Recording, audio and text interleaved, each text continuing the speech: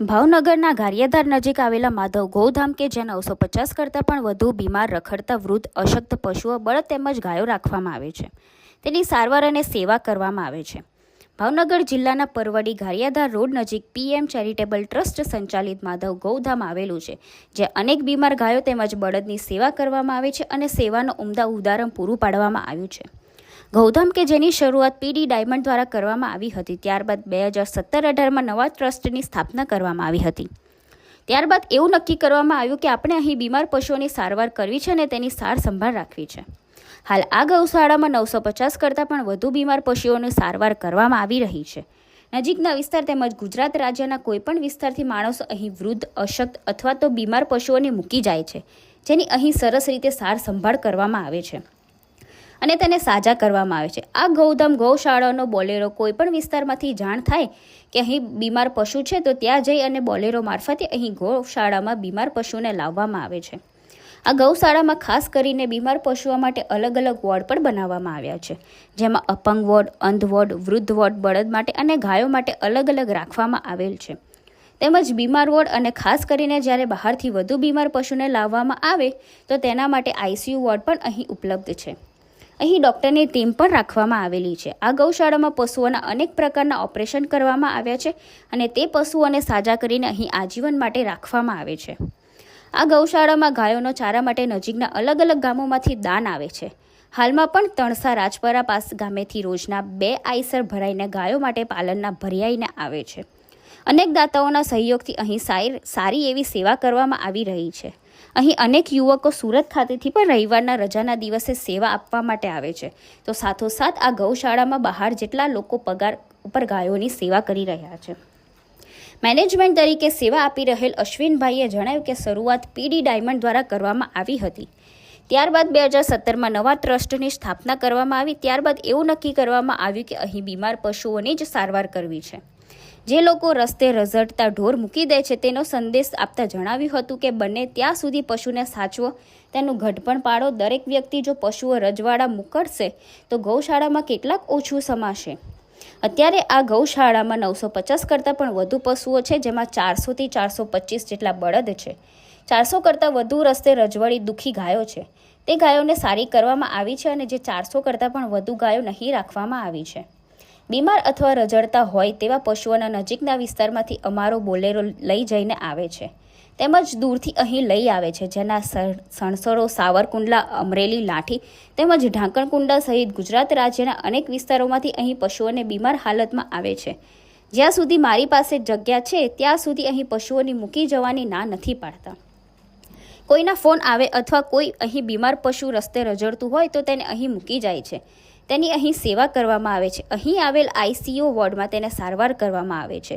ત્યારબાદ તેને અલગ અલગ અહીં આવેલા વોર્ડમાં મોકલી દેવામાં આવે છે. અહીં આવેલ ICU વિભાગમાં નજીકના અનેક વિસ્તારમાંથી બળદ, ગાય, નંદી કે પછી કૂતરા હોય જે કોઈ માલિકી અહીં સારવાર માટે લાવે છે તેની નિઃશુલ્ક સારવાર કરી આપવામાં આવે છે.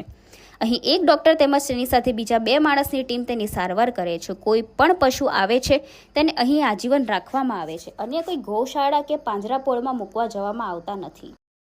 અશ્વિન ખેની, ગામ પરવડી.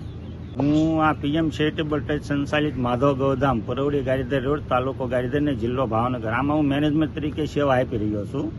શરૂઆત ગારિયાધાર જે PM ડાયમંડ છે, PD ડાયમંડ, એમની શરૂઆત કરેલી અને એ લોકોએ ઘણા સમય હાકી. અત્યારે સેવા એ રીતની થાય છે કે કોઈના ફોન આવે અથવા કોઈ અહીંયા બીમાર પશુ મેકી જાય, રસ્તે રઝળતું હોય એ મેકી જાય છે, એની સેવા કરવી છે. ICU વોર્ડ છે તેમાં એને લાવીને પછી આ બીમાર વોર્ડ છે અને બીમાર વોર્ડમાંથી અલગ અલગ વોર્ડ એમ આપેલા છે, તેમાં એ શિફ્ટ કરી દેવામાં આવે છે.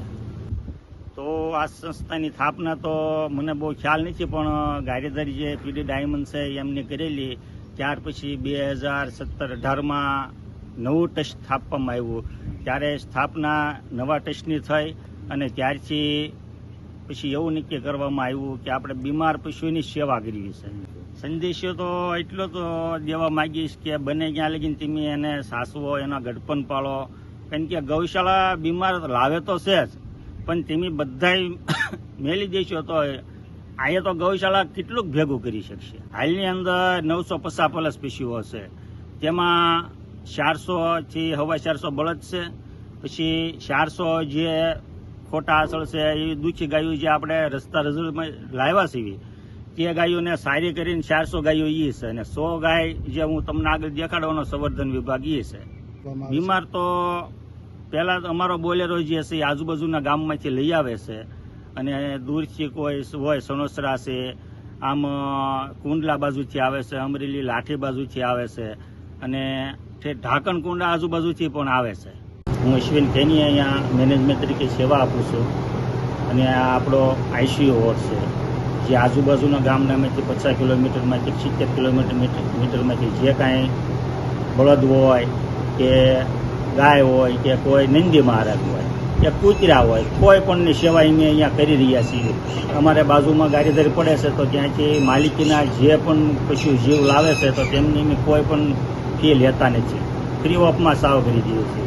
આજુબાજુના ગામડામાંથી કૂતરાનું એક્સિડન્ટ થયું હોય તો અહીંયા લઈને આવે છે, તેમને પણ અમે સેવા કરી રહ્યા છીએ અને સારવાર કરીએ છીએ.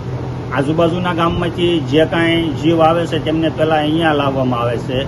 અહીંયા એક ડૉક્ટર અને એમની સાથે બીજા 2 માણસો સવાર સાંજ રોજ ઘોડે લાગે છે, ઊભા કરવા માટે, ઊભા ન થઈ શકતા હોય એના માટે ઘોડે મારીએ છીએ. સવાર સાંજ 2 ટાઈમ ખાણ મળે છે. અહીંયા સારું થઈ જાય, હાવ તંદુરસ્ત થઈ જાય પછી બાજુમાં બીમાર વોર્ડ આપેલો છે, તેમાં 1 મહિનો એની સારવાર કરવામાં આવે અને 2 ટાઈમ ખાણ કહેવામાં આવે. પછી ફૂલ તંદુરસ્ત થઈ જાય અને આપણને એમ થઈ શકે કે આ હવે એના પગભર ગમે ત્યાં રહી શકે. એટલે એની વોર્ડ અલગ અલગ આપેલા છે, અપંગ વિભાગ છે, અંધ વિભાગ છે, ગળપણ વિભાગ છે, એવા અલગ અલગ વોર્ડ આપેલા છે. તેમાં એને પાછા શિફ્ટ કરી દેવામાં આવે છે અને એ જે કોઈ જીવ આવે છે તેમને અમે આજીવન અહીંયા રાખીએ છીએ કે બીજી કોઈ ગૌશાળામાં કે પાંજરાપોળમાં મેકવા જતા નથી. આજીવન અહીંયા જીવે ત્યાં સુધી તેમની સેવા અમે કરી રહ્યા છીએ.